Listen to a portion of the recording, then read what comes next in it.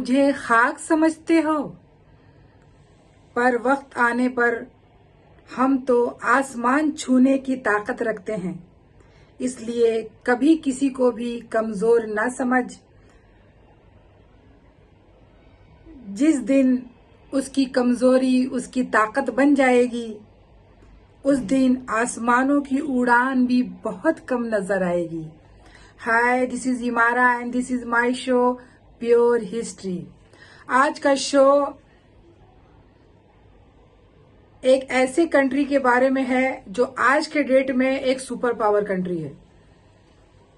आज पूरे दुनिया में जो सबसे शक्तिशाली देश है वो है USA, United state of America.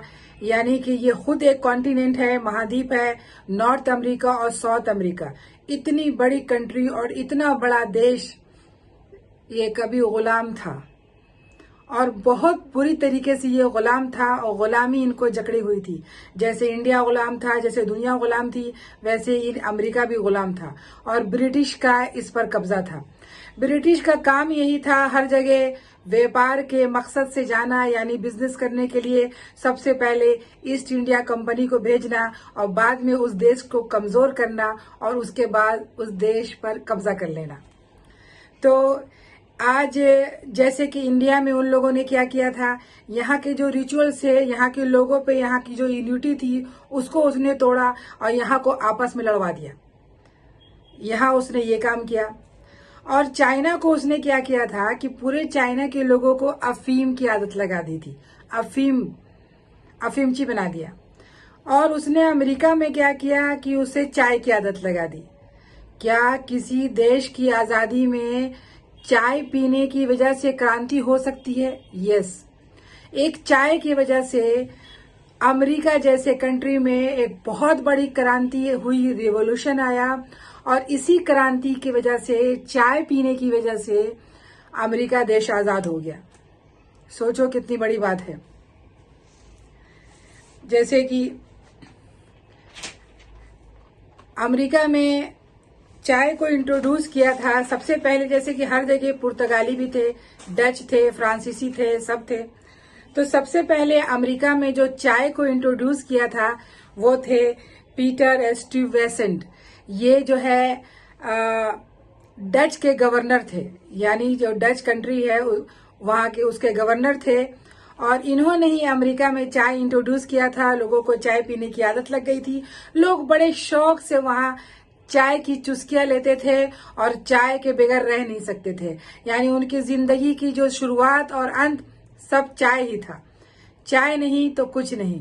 इस ढंग से वहां के लोगों को चाय पीने की आदत लग गई थी और ये इन लोगों ने शुरुआत की।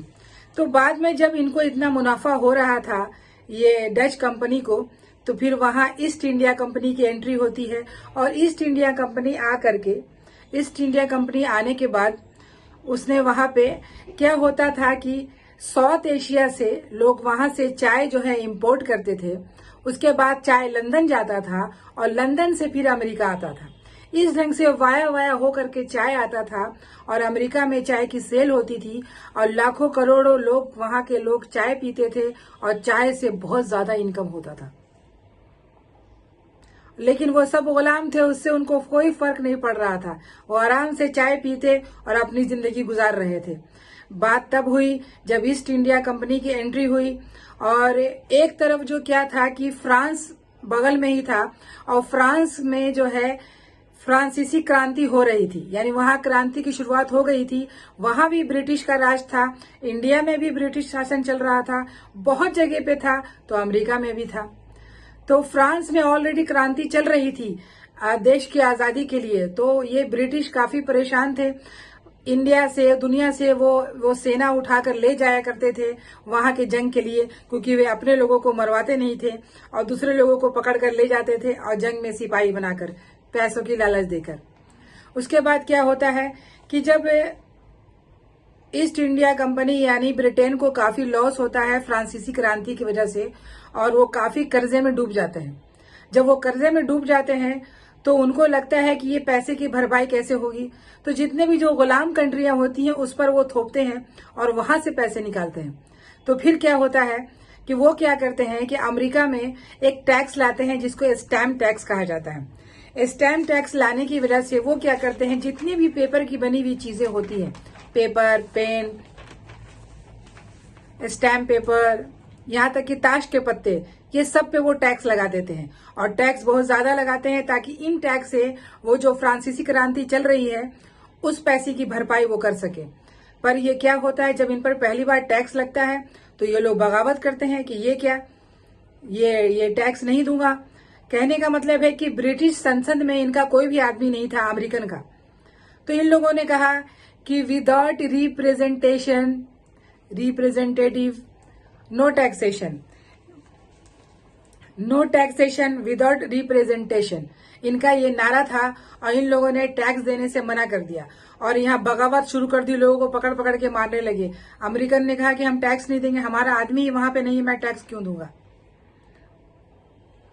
उसके बाद क्या होता है कि परेशान होकर के ब्रिटेन जो है टैक्स को हटाता है, पर वो फिर एक टैक्स लाता है जिसको टाउनशेड रेवेन्यू टैक्स कहा जाता है और इस टैक्स के तहत वो ग्लास की चीजों पे टैक्स लगा देता है, ग्लास की चीजों पे टैक्स लगा देता है और सारी चीजों पे टैक्स लगाने के बाद फिर वो टैक्स की भरपाई, फिर अमेरिकन विरोध करते हैं कि भाई मैं टैक्स नहीं दूंगा, फिर जो है टैक्स को हटाया जाता है। उसके बाद ये लोग क्या करते हैं कि चाय पे टैक्स लगा देते हैं। अब अमेरिकन का दिमाग खराब हो जाता है। ये जो एजेंट थे जो चाय लाते थे, हजारों की आमदनी करते थे, चाय ही बिजनेस था, अमेरिकन चाय बहुत पीते थे और चाय पे टैक्स लगाना यानी बहुत बड़ी बात हो जाती है। अब तो ये बिल्कुल इनका आपा बिल्कुल दिमाग खराब हो जाता है। वो कहते हैं कि चाय पे टैक्स लगा दिया तो हम चाय पीना ही छोड़ देंगे। बहुत से लोगों ने चाय पीना छोड़ दिया और चाय पीने छोड़ने की वजह से उन लोगों ने यहाँ पे जो है ब्लैक मार्केटिंग होने लगी। बहुत से एजेंट जो है छुपे चोरी चाय लाते थे और डबल ट्रिपल दाम में चाय को बेचने लगे। कुछ लोग छुप कर चाय पीते थे, यानी कि जिसको बोलते हैं कि ब्लैक मार्केटिंग की वजह से चाय पी रहे थे। तो फिर क्या होता है, इससे भी ब्रिटेन का घाटा होता है। लोगों ने चाय पीना छोड़ दिया और इनके घाटे हो रहे थे। फिर क्या होता है कि ब्रिटेन जो है वो क्या करती है कि ईस्ट इंडिया कंपनी को ये परमिशन देती है कि अब जो है वो डायरेक्ट जो है चाय लाकर अमेरिका में बेच सकती है, उसको वाया करने की जरूरत नहीं है। तो फिर वो है बहुत सारे चाय की पेटियां जो वहां पड़ी हुई थी और लोग चाय पी नहीं रहे थे और तस्करी हो रही थी, ब्लैक मार्केटिंग हो रही थी, तो इससे भी ब्रिटेन का लॉस हो रहा था। उसके बाद फिर क्या होता है कि चाय जो है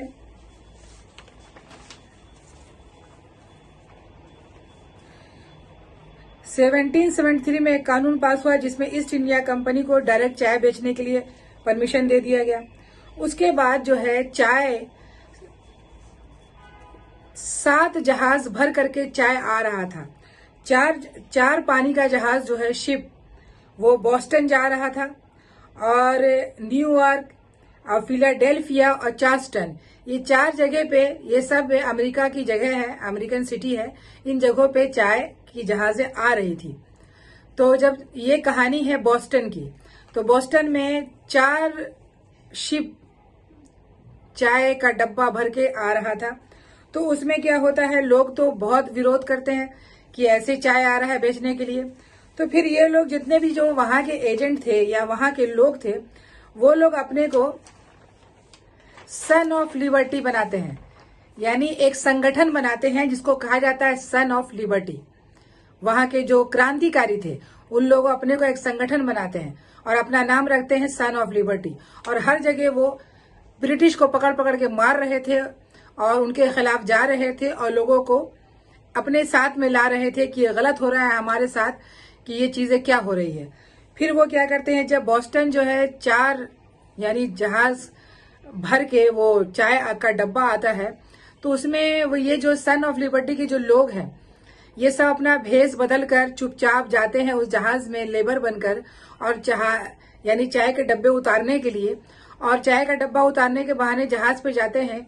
और जाने के बाद जितने भी डब्बे थे उसके अंदर, इस टोटल 100 अमेरिकन थे जो डब्बे उतारने गए, ये सन ऑफ लिबर्टी थे, और जितने भी डब्बे थे टोटल 45,000 किलो चाय था।